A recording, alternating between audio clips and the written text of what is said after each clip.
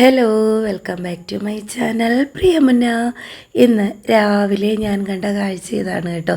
നമ്മുടെ കുടമുല്ല പൂത്തിട്ടുണ്ട്. നല്ല മണമാണ് കേട്ടോ. ഇതിൻ്റെ അടുത്ത് വന്ന് നിൽക്കുമ്പോൾ തന്നെ എനിക്ക് ഒത്തിരി സന്തോഷമായി.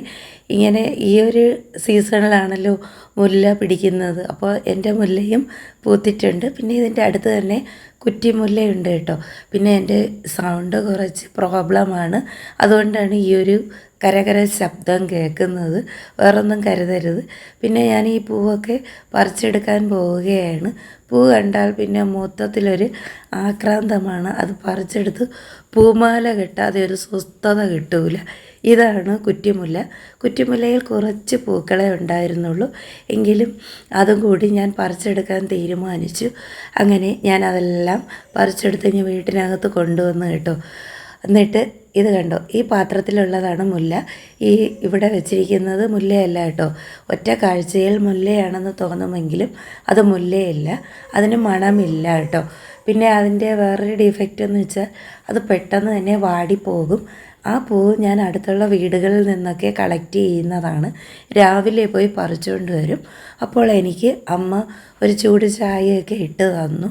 തൊണ്ട വയ്യാത്തത് കൊണ്ട് അമ്മയാണിപ്പോൾ ചായയൊക്കെ ഇട്ട് തരുന്നത്.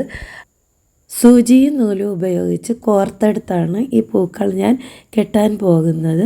ആദ്യം ഉണ്ടായിരുന്നു മിക്സ് ചെയ്ത് കെട്ടണമോ എന്ന്.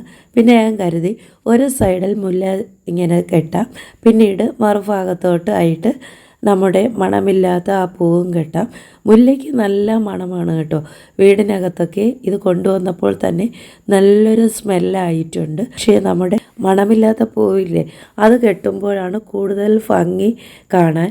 എനിക്ക് അതാണ് കാണാൻ കാഴ്ചയിൽ കൂടുതൽ ഭംഗി തോന്നിയത്. പക്ഷേ മണമുള്ളത് നമ്മുടെ മുല്ലയ്ക്ക് തന്നെ കേട്ടോ. അങ്ങനെ ഒരു സൈഡിൽ മുല്ലയും മറു സൈഡിൽ നമ്മുടെ മറ്റേ പൂവും ചേർത്ത് ഞാൻ കുറച്ച് സമയമെടുത്ത് തന്നെ കെട്ടി. അതിൻ്റെ ഇടയിൽ തന്നെ ഈ ചൂട് ചായ കൂടി കുടിച്ചു. അപ്പോൾ തൊണ്ടയ്ക്ക് നല്ലൊരു ആശ്വാസം കിട്ടി. ആയുർവേദ മരുന്നുകളാണ് കേട്ടോ ഞാൻ തൊണ്ട ഇടർച്ചയ്ക്ക് വേണ്ടി കഴിച്ചത്. അങ്ങനെ ഞാൻ ഈ മാല ഫുള്ള് കെട്ടിത്തീർന്നതിന് ശേഷം ഞാൻ പുരയിടത്തിൽ പോയി. കഴിഞ്ഞ ദിവസം രാത്രിയിൽ അത്യാവശ്യം മഴയൊക്കെ പെയ്തത് കൊണ്ട് മണ്ണൊക്കെ നന്നായി നനഞ്ഞിട്ടുണ്ട്. പിന്നെ മഴയുടെ ഒരിതൊക്കെ ഉള്ളതുകൊണ്ട് 2 ദിവസം ഞാൻ പുറത്തൊന്നും വൃത്തിയാക്കിയിട്ടില്ല. അപ്പോൾ മണ്ണ് നനഞ്ഞതുകൊണ്ട് കുറച്ച് കൃഷിപ്പണിയൊക്കെ ചെയ്യാമെന്ന് കരുതി ഞാൻ അമ്മയും കൂട്ടി പുരയിടത്തിലോട്ട് ഇറങ്ങി. ഇവിടെ വലിയൊരു കുഴി എടുക്കുകയാണ് കേട്ടോ. അത് ഇനി നമുക്ക് വഴിയേ കാണാം. ഒരു വൃക്ഷത്തായി നടാൻ വേണ്ടിയാണ്, വേറൊന്നുമല്ല. നമ്മുടെ നാരകം നട്ട് പിടിപ്പിക്കാനാണ്.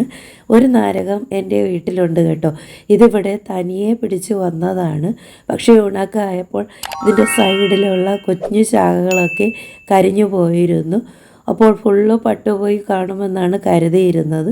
പക്ഷേ ഞാൻ അതെല്ലാം കട്ട് ചെയ്തിട്ട് വീണ്ടും ഇത് നട്ട് പിടിപ്പിക്കാനുള്ള ശ്രമത്തിലാണ്. അതിനുശേഷം കുറച്ച് മഞ്ഞൾ തൈയൊക്കെ ഉണ്ടായിരുന്നു. അത് ഞാനിവിടെ തടം എടുത്ത് നട്ട് പിടിപ്പിക്കുകയാണ്. മഴ നനഞ്ഞിരിക്കുന്നതിനാൽ എളുപ്പത്തിൽ കുഴിയെടുക്കാം കേട്ടോ. പിന്നെ ഗ്രോ ബാഗിലൊക്കെ മഞ്ഞൾ നട്ടിരുന്നതും ചാക്കിൽ നട്ടിരുന്നതുമൊക്കെ പിടിച്ചു വന്നിട്ടുണ്ട്. അതിനുശേഷം ഞാനും അമ്മയും കൂടി പുരയിടവും മുറ്റവും ഒക്കെ ഇതുപോലെ ചപ്പ് വീണ് നന്നായി വൃത്തി ഇല്ലാതെ കിടന്നിടം വൃത്തിയാക്കുന്ന തിരക്കിലാണ്. ഒത്തിരി നേരത്തെ പണിയുണ്ടായിരുന്നു കേട്ടോ. ഇലകളെല്ലാം ഇങ്ങനെ വാരിയെടുത്ത് വേറൊരു ഭാഗത്തോട്ട് മാറ്റുന്ന പണിയിലാണ് ഞാനും അമ്മയും. മഴ പെയ്തപ്പോൾ മുളയൊക്കെ നന്നായി വളർന്നിട്ടുണ്ട്. അതിന് ഷേപ്പ് ചെയ്യണം. പിന്നെ മാതളമാണിപ്പോൾ ഞാൻ കട്ട് ചെയ്തുകൊണ്ടിരിക്കുന്നത്. ഇത് ഉണക്കത്ത് ഇതിൻ്റെ ശാഖകളൊക്കെ ഇങ്ങനെ ഉണങ്ങിപ്പോയായിരുന്നു കേട്ടോ. അത് നമ്മൾ ആ ഉണങ്ങിയ ഭാഗം വെച്ച് കട്ട് ചെയ്ത് കൊടുക്കണം, അല്ലെങ്കിൽ അത് ഫുള്ള് പട്ടുപോകും. പിന്നീട് രാവിലെ അമ്മ പുട്ടാണ് ഉണ്ടാക്കിയത്. അതൊക്കെ കഴിച്ചതിന് ശേഷം അമ്മയുടെ ഒരു സാരി ഞാൻ കട്ട് ചെയ്തെടുത്തു കേട്ടോ. എനിക്കിഷ്ടപ്പെട്ട ഒരു മോഡൽ ചുരിദാർ തച്ചെടുക്കാനുള്ള ഒരു തന്ത്രപ്പാടിലാണ് ഞാൻ. ഇത് അമ്മ എനിക്ക് തന്ന സാരിയാണ് കേട്ടോ, ചുരിദാർ തയ്ക്കാനായിട്ട്. അങ്ങനെ എനിക്കിഷ്ടപ്പെട്ട ഒരു രീതിയിൽ ഞാൻ തച്ച് എടുക്കാൻ പോവുകയാണ്. ഇതിൻ്റെ കട്ടിങ്ങൊക്കെ ഞാൻ കഴിഞ്ഞ ദിവസം രാത്രിയിൽ തന്നെ ചെയ്തു വെച്ചിരുന്നു. ഇപ്പോൾ ചെയ്യുന്നത് ഇതിൻ്റെ സ്റ്റിച്ചിങ് പാർട്ടിലുള്ള വർക്കുകളാണ്. സാരിയിലായതുകൊണ്ട് നല്ല എളുപ്പമായിരുന്നു കേട്ടോ. ഇത് തെന്നി മാറുന്ന സാരിയല്ല, അതുകൊണ്ട് സ്റ്റിച്ചിങ്ങും എളുപ്പമായിരുന്നു. പിന്നെ ഇതിൻ്റെ കൂടെ ഷോർട്ടായിട്ടൊരു ഷ്രഗ്, അതായത് ഒരു ജാക്കറ്റ് പോലെ കൂടി ഞാൻ തയ്ക്കുന്നുണ്ട്. അപ്പോൾ ചെറുതാണ് കേട്ടോ, കൈയൊക്കെയുള്ള ഫ്രണ്ടിൽ കെട്ടൊക്കെയുള്ള ഒരു മോഡലാണ് എൻ്റെ മനസ്സിൽ വന്നിരിക്കുന്നത്. അപ്പോൾ ഞാൻ അതും കൂടി തയ്ച്ചെടുക്കാനാണ് പോകുന്നത്. സ്റ്റിച്ചിങ് ഫുള്ള് കഴിഞ്ഞിട്ടുണ്ട്.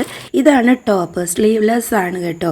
ഷ്രഗ് അല്ലെങ്കിൽ ജാക്കറ്റ് എന്ന് പറയാം, അതുള്ളത് കൊണ്ടാണ് സ്ലീവ്ലെസ് ഞാൻ തയ്ച്ചെടുത്തത്. ഇനി ജാക്കറ്റ് കാണാം. ഫ്രണ്ടിൽ 4 വള്ളികളാണ് ഞാൻ വെച്ചിരിക്കുന്നത്. ഡോറീസ് 2 കെട്ടാനും 2 ഇങ്ങനെ ഫ്രണ്ടിൽ തൂങ്ങി കിടക്കുകയും ചെയ്യും. പിന്നെ ഇവിടെ ബട്ടൺസ് വെച്ചിട്ടുണ്ട്, ടൈറ്റായി കിടക്കുന്നതിന് വേണ്ടിയിട്ടാണ്. അപ്പോൾ ഇതാണ് ഫൈനൽ ലുക്ക്. അപ്പോൾ ഇത്രയൊക്കെയുള്ളൂ ഇന്നത്തെ വിശേഷങ്ങൾ. പുതിയ ടോപ്പിക്സുമായി നെക്സ്റ്റ് വീഡിയോയിൽ കാണാം. Love you all, see U.